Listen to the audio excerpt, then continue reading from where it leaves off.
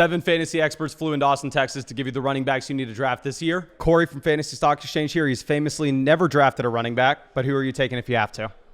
This year, I totally am on the page of if you want a running back, if you want a guy to anchor your team, you want to get them early. So a lot of the running backs I like are early round guys, and specifically Isiah Pacheco is one that I've been drafting a lot this year, especially on a site like Underdog, you can get him at a good value, but even in home leagues, I think the Kansas City Chiefs starting running back going at the 2-3 turn for a guy that we actually know is good, unlike Clyde Edwards-Helaire, is a really enticing bet for me, especially when you consider, the opportunity share that he saw last year. Down the stretch of the season, you started off 30% route participation as the season went along, up to 45, 50%. This offseason, they've been talking about his ability to pass protect. I think the third down role is something that he can really expand upon from what we saw last year in a breakout season for Pacheco, where he had, borderline top 5 production down the stretch, weeks 9 onward and through the fantasy and NFL playoffs last year. So I look at a guy who has 3 down upside, has 4.3 speed, plays with Patrick Mahomes in the most creative, best offense in the NFL. And not only that, from like a real-life football standpoint, the addition of Xavier Worthy to stretch the field, the addition of Marquise Brown once he's back on the field, has great speed as well. That's going to open up all 3 levels of the field. Pacheco's going to have lighter boxes. Kelsey and Rice will be able to do their damage over the middle of the field. Worthy and Hollywood Brown will be able to do their damage down the field. So I think when I look at Pacheco, aside from the fact that he's a running back and running backs can always get injured, there is virtually no risk with this guy. The only major risk you could point to is he's probably not a top 5 real-life NFL running back. But as we know in fantasy, when you're in an elite situation behind arguably the best interior offensive line in the league, too, to generate push on the rushing lanes, there's very few flaws that I see with Pacheco's case. Yeah, I know we obviously don't want to talk down on the Chiefs back-to-back Super Bowls, but, if you look at their offense last year, they did lack the vertical element compared to years before. So I think that's why they make the investment into Hollywood. They make it into Worthy. So if you can open up the field a bit, should make it easier for Pacheco. Now, the thing is, so obviously we're doing the Flock League a couple days. There, it's going to be different than Underdog. Underdog, you used to be able to get him at the 4-5 turn. I wish I drafted him more there. Sadly, I didn't. Now you have to take him in round 3. In your regular home league, if your league mates are going to push Pacheco up to the end of round 2, are you willing to take him there? He's ranked 23rd overall in home league ADPs right now. When you combine Sleeper, Yahoo, ESPN, those kind of sites, I have him ranked right where he's going. So, and especially structurally too, because on Underdog, you realize, like I do, it's very hard to click the button on any running back in the first couple of rounds because you don't want to fall behind at wide receiver. But in home leagues, the opposite is true, typically, where running backs are pushed up the board. I like grabbing, especially if you have one of those early picks and you get CeeDee Lamb, you get Tyreek Hill, you get Jamar Chase, whatever wide receiver you like at the top of the board. I love getting Pacheco ideally as my 3rd round pick, but I would be willing to take him at the end of the 2nd if I thought that Nico Collins, Jalen Waddle, Deebo Samuel would fall back to me at the beginning of the 3rd. So and I've done a lot of research on this area of the draft because I pick at 3 in my home league, which will be, this week that we're drafting that team. So I love starting my draft like Tyreek Hill, and then again, tiebreaker running back wide receiver. I'll go with Pacheco first because I feel comfortable about the other wide receivers falling back to me. Couple hypotheticals: Pacheco, Devon Achane. I have Achane higher. Achane I ranked in the mid second round, but I don't believe he's going to be available in a lot of people's leagues, but it's possible. Well, some people are concerned. In ESPN drafts, I think Pacheco has a higher ADP between He does, yeah. Second thing, Pacheco, Kyren Williams. I have Pacheco higher than Kyren Williams. Interesting. Yeah. Interesting. To me, I look at a guy whose backfield competition is Clyde Edwards-Helaire, Deneric Prince, and Carson Steele versus a guy who has backfield competition to Blake Corum. Now, I don't mind Kyren Williams. I have him ranked right around the same 2-3 turnish range. I just prefer Pacheco because even though Kyren is probably the better player based on what we saw from him last year, Pacheco this year to me projects as the safer bet. The workload to me is safer. The 3 down upside, like I said, I think is going to increase based on everything we've heard, based on what we saw down the stretch last season. And, Pacheco is bigger, so he can hold up to a bigger workload. He also has, better speed, so he can break off those long touchdowns. And as good as I think the Rams' offense is, I believe the Chiefs might have a come back to the fray, top 5 offense, top 3 offense in the NFL. And I want pieces of it. And like I said, the biggest determining factor to me is the way they've structured their offense. The 3-level threat that they now have with Worthy and with Hollywood once he's healthy. The middle of the field threats with Rashee Rice and Travis Kelce. Open boxes behind an elite offensive line for Isiah Pacheco. Awesome. Thank you, my guy. As we mentioned, Pacheco going in round 2 of your home league. But if you actually wanted to draft him in round 3 or round 4, you can do so on Underdog Fantasy. I'm still drafting every single night on Underdog. Of course, their best ball drafts, no time commitment during the year. It's how I draft hundreds of teams every year. It's how I won 150,000 on Underdog 2 years ago. And of course, if you want to join the draft with me, find that link in the description, comment section. If you use code FLOCK, you're going to get a 50% deposit bonus up to $1,000, my 2024 fantasy football rankings, my 2024 fantasy football draft guide, and a 2024 ADP consensus cheat sheet to help you in your draft. Plus, if you use code FLOCK, you're actually going to get Christian McCaffrey special pickup more than less than half a total yard. So yeah, find that link in the description. Everybody on YouTube already knows I'm 6'6", so I'm just going to let you know. Badaki's 7'1". I'm not that small, okay? We have Badaki from Fantasyland. Who are we taking, my guy? For me, it is Joe Money Bags Mixon. I mean, you can get him at the end of the 4th round right now. Sometimes the early 5th round, depending on your leagues. I mean, he's going to a phenomenal offense. Obviously, he gets picked up by the Houston Texans now here with C.J. Stroud, Stephon Diggs, Nico Collins, Tank Dell. This is easily, most likely going to be a top 5 scoring offense in the NFL, most likely. I mean, last year they were 13th, finished 13th in points per game. But Joe Mixon, I mean, it sounds like a bad pick for a lot of people, but the opportunities on the goal line is going to be there. And especially with the Texans signing and picking up Stephon Diggs, they're not gonna stuff the box. You know, they're not gonna put 8-man, 7-man on the line. That is not the case. Like, you have Nico Collins, once again, Tank Dell, Stephon Diggs, and not only that, Joe Money Bags gets the opportunities not only on the ground but in the air. And respectfully, as much as I love Dameon Pierce, R.I.P. Thank you for your service. Yeah, that was my next question. I was going to say, like, because I find myself in, like, the last few rounds every once in a while just going, I don't know, I'm an idiot, I don't know who to take. I take Dameon Pierce. Just like going, and maybe Mixon gets hurt. Right. One, is Dameon Pierce even the RB2? And two, if Mixon's healthy, does any running back here touch the ball other than Mixon? No, I mean, that's a great question. I think if Mixon goes down, there's nobody. They're probably just going to abandon the run game. We kind of saw it last year a little bit with Devin Singletary. Like, when Devin Singletary wasn't as efficient, they tried to bring Dameon Pierce in on the goal line. He couldn't get in. He couldn't do it. So, I mean, look, yeah, you're probably going to see Joe Mixon miss a game or two like he normally does, or he's going to be playing with injuries and be a little bit inefficient. But, I mean, that's kind of why you'd be drafting, you know, maybe the Rico Dowdles in the late rounds, or, you know, the Jaleel McLaughlin's that kind of getting these opportunities in preseason. So, for me, once again, thank you for your service, Dameon Pierce. We loved you for that 1 year, but it's over for him. Yeah, I mean, it should be a top offense. And if you're just chasing red zone opportunities and targets out of the backfield, there's not another running back's really going to be catching the ball here. Like, Mixon's a better pass catcher than Pierce. And like you already mentioned, there are going to be a ton of trips to the red zone, so a ton of touchdown opportunities. And Mixon also was drafted in 2017. So, I mean, but he was only 20 years old when he was drafted. So if you look at him compared to like Fournette, Dalvin, Kamara, CMC, like the other guys in that class, Mixon's actually younger than all those players. And he also always returns his ADP. Right now, if I'm not mistaken, he's averaging, RB 16, 15 on Sleeper. And last year, finished RB6. The year before, RB10. I'm not mistaken, in 2001. Also, top 10 running back. So, I mean, he's always going to return the ADP. A lot of people is doubting Joe Mixon. But now, once again, the offense gets better here with C.J. Stroud and the Houston Texans. So, I love him this year for sure. All right, we have Nathan from Domain Fantasy Football. What are we doing, my guy? Rhamondre Stevenson. Everyone should be drafting Rhamondre Stevenson this year. I don't care if you took running backs in the first couple rounds of your draft and you don't technically need running back in the 7th round of your fantasy draft. Like, he's falling to the 7th round, and he has as little questions as you could possibly ask for in that range. To me, even though he was injured last year, struggling with injury in a terrible situation, and was not nearly as productive as we thought that he could have been after a really solid 2022 campaign, I just don't see very many scenarios where he's not incredibly successful this year, given the situation with a rookie quarterback who's going to need to rely on the run game as he's getting implemented into that offense. And are people concerned about Antonio Gibson? I don't really know why he's falling so far in drafts right now compared to where he was going last season, when honestly the situation has gotten better, not to mention the offseason contract as well. I mean, the team investment is there. They've demonstrated that they've wanted to keep him in that room, and the volume, the receiving upside as well. Like, I mean, this is a guy that in 2022 had 88 targets and was a running back one comfortably. He was a mid running back one.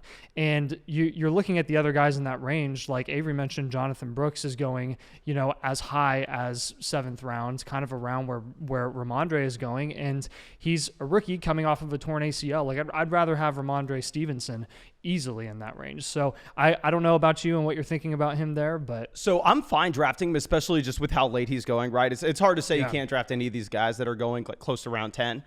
But the red flags I definitely see are, one, when you say the New England Patriots offense is going to be much better than it was last year, if you look at current sports books, they are projecting out the Patriots to have the lowest total points scored this year in the entire NFL. So I think that there's a lot of upside in the long term with Drake May. I'm a little bit concerned about the offense in the short term.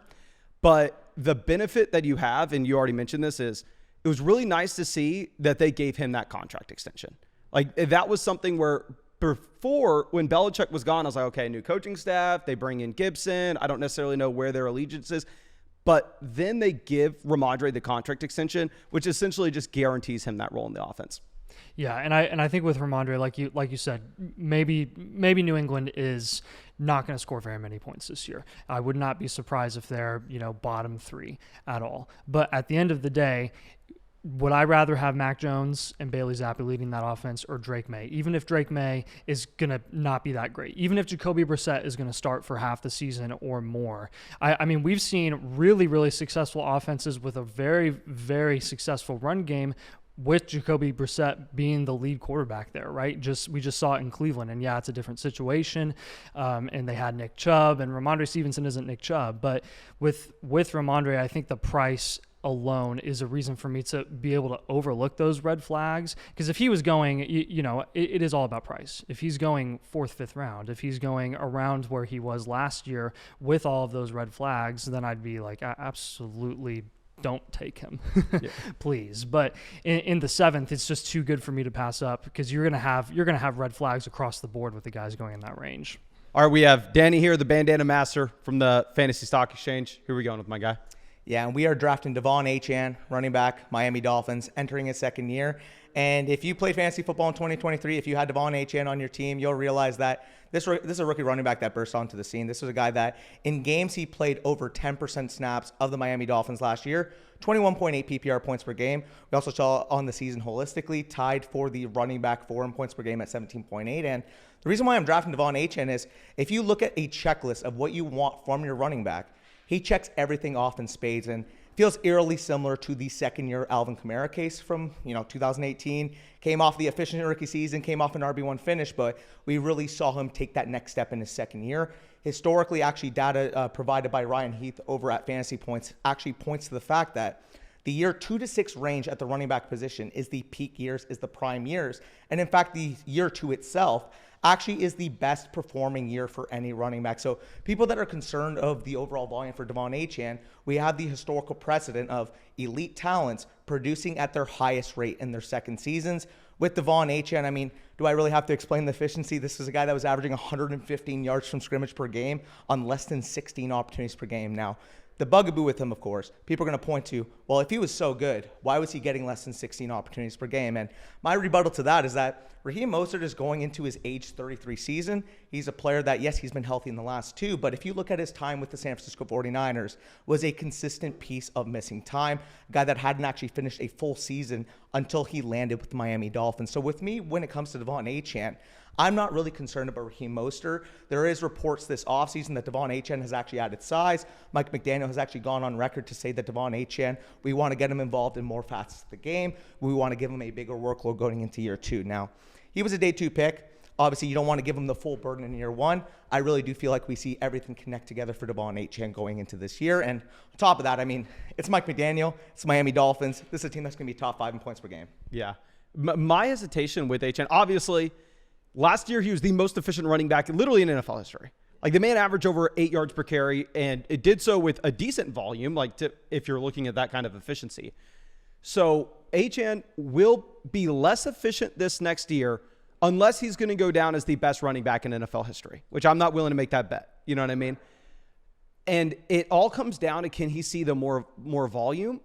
And we had never seen a running back at his size handle a large workload. So I think the efficiency comes down, if, like you're mentioning with Kamara in years past, if the volume's able to go up, he can be the running back 1 overall in fantasy.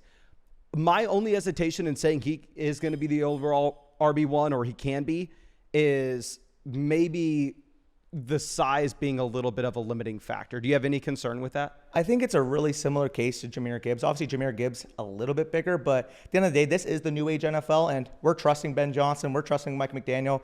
Everybody loves Jahmyr Gibbs. We're drafting him at the 1-2 turn. I think Devon Achane should be considered on that path because, quite frankly, what we saw in his rookie season, like you said, I don't expect him to go out there and be as efficient as he was as a rookie because, quite frankly, if he did that, you can make the case that he may just end up being the best running back of all time because that's what his efficiency metrics would have posted. I mean, Hayden Winks of Underdog actually tweeted a stat where he averaged over 4 expected half PPR points per game compared to what the workload would have provided. So, again, I understand the workload is a concern based on year 1, but based on how efficient he was as a rookie, there's no reason for him not to gain that type of workload. There's no reason for him not to gain 17, 18, 19 touches per game on, like I said, what I think can be a top 5 offense in the NFL with the Miami Dolphins. So I get it, there is risk, but for me personally, betting on young, efficient talents in this type of situation is a bet I'm going to make every time. And you mentioned the size being a historical outlier if he were to do it, but the efficiency already points to him just being exactly that, a historical outlier. All right, we have Zach from Fantasyland. What are we doing, my guy? All right. I know everyone's going to hate this. I think let's hear it. this is like the cool running back to hate this year, okay? But I think he's an incredible value. That's Alvin Kamara. And I get it. Offense isn't good. Derek Carr, not fun to watch play football, all right? Like, I'm totally on board with you. But to me, the price is just so affordable. I can't understand his ADP this year. If you average out Underdog Sleeper in ESPN, he's going as a RB16 on average and the late 5th round. If you take out Underdog, I think it's like early 5th round. Now, I think in home leagues, he's probably a 4th round pick. But still, as a 4th round pick, I feel like if you look at the running backs going in the 2nd round, there's no reason why he can't outscore them. Like I said, RB16 right now on average. And if you look at his career, I mean, he's never finished outside of the top 13 on a points per game basis anyway. I get it. Like, he's fallen down the cliff. I keep hearing people compare him to Austin Eckler. Like, this is this year's Austin Eckler. Well, last year you had to draft Austin Eckler in the 1st round. Like, what are we talking about? This guy could lead the NFL in receptions amongst running backs, right? So I think he's just so reasonably priced. I know the offense isn't that good, but who did they bring to take receptions away from him? Like, Kendre Miller can't stay healthy. Jamal Williams is not a receiving running back. So to me, I just think in PPR and half PPR forms specifically, he's the easiest pick on the draft board for me this year. And scored more points per game than Breece Hall last year, scored more points per game than Jahmyr Gibbs, Saquon, Derrick Henry, Rashad White. And look, I like Kendre Miller, but like, the guy can't stay healthy. Like, I can't understand why he's this cheap. He may not even make the roster. Yeah, I love him. That hurts me, but it's, to me, Kamara is like a no-brainer. Like, especially if you're going to start wide receiver heavy, I'm so comfortable with him being my first running back, and then, you know, second one as well if you're going to start your draft 3 wide receivers. So, of course, I think we're on the same page. Kamara, you want him in a PPR leagues, playing with the check down princess. Like you already said, he can lead the NFL in receptions at running back. One thing that I am a little concerned about with Kamara is if you look at the Taysom Hill usage in the preseason, and we've kind of seen it over the past few years, it looks like they are continuing to run it back and have Taysom Hill in the red zone, where, one, it's going to be an offense where touchdowns are limited to come by to begin with. Then you add in Taysom potentially stealing some of those on top of it. So I'm maybe worried about where the touchdowns come from, which obviously shies you away in a non-PPR league, but I'm assuming this is only for like a PPR format, oh, yeah. right? If you're in a standard, like no PPR, don't draft him anywhere, like at any point on the draft board. It's funny, when he came back last year from suspension, I believe he had 13 targets and 33 yards or something like that. But that's why we're drafting him, is because there are going to be so many checkdowns. There's no one else to target outside of Chris Olave. And I like that you bring up Taysom Hill, because I totally get that. That's a concern for me as well. But I would be more concerned if they just signed Taysom Hill and they're using him in that role. That was the case last year. This offense was not that fun to watch last year. He was stealing touchdowns last year, still the RB3 in points per game. So I don't know. I think we're maybe overthinking it a little bit because it's like the cool thing to do. I don't know. We have Avery from Domain Fantasy Football. who you taking, my guy? Yeah, so look, I mean, we're talking about the running back position, especially in fantasy football. I think anybody would admit that position is an absolute crapshoot almost all the time. Like, even when you're taking running backs the first, second round, like half of those guys, sometimes, a good portion of those guys are getting injured. So you're just essentially soul searching to try to find a running back that is going to be consistent.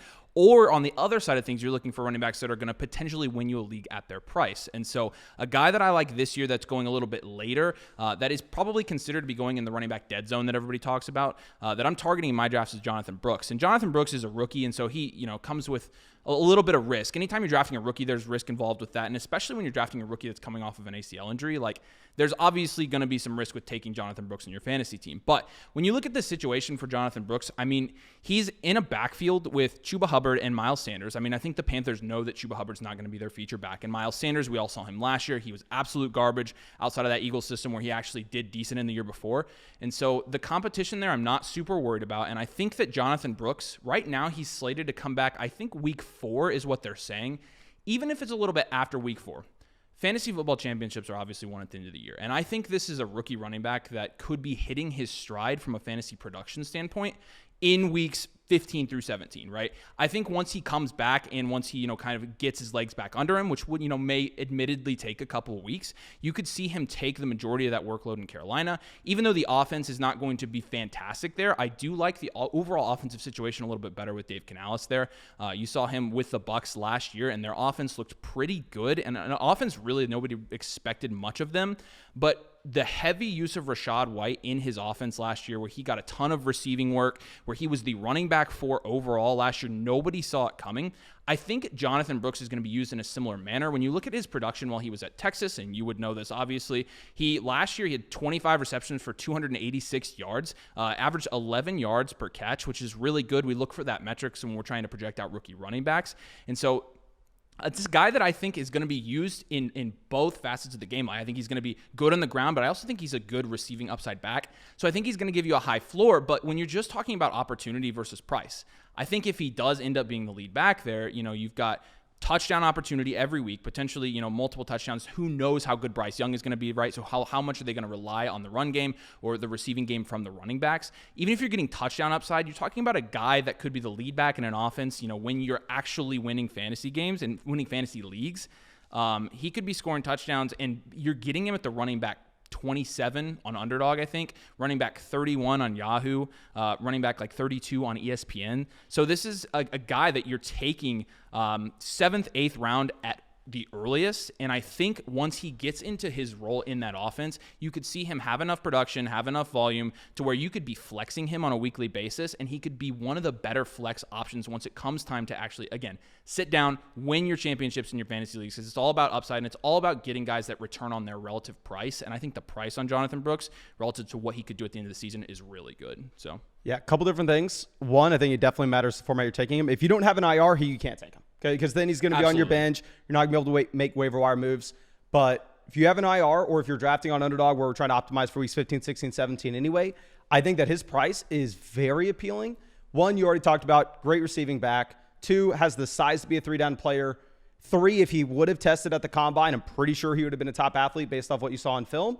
And last but not least, he made the decision to go to the University of Texas, which it just gives you a little insight on how smart this individual is, right? Like, he can make good decisions. He knows what to do. He's going to be able to hit the right hole. So I think you always have to give him the benefit of the doubt for that reason. I mean, he's a guy that went in the 2nd round of the NFL draft. They traded up to get him, and he had torn his ACL. Like, I think the draft capital alone speaks to what NFL teams think of the talent, and also speaks to, like you said, how he would have tested out at the combine. I mean, I think this is a guy from a talent perspective that, he could end up being a really good NFL running back. I think you could end up seeing some of that this year. I love it. And one thing I want to point out is, obviously, there are a bunch of red flags. Horrible offense, significant injury, yada, yada, yada. Yes, absolutely. But while this is a bad rookie running back class, I did the historical research.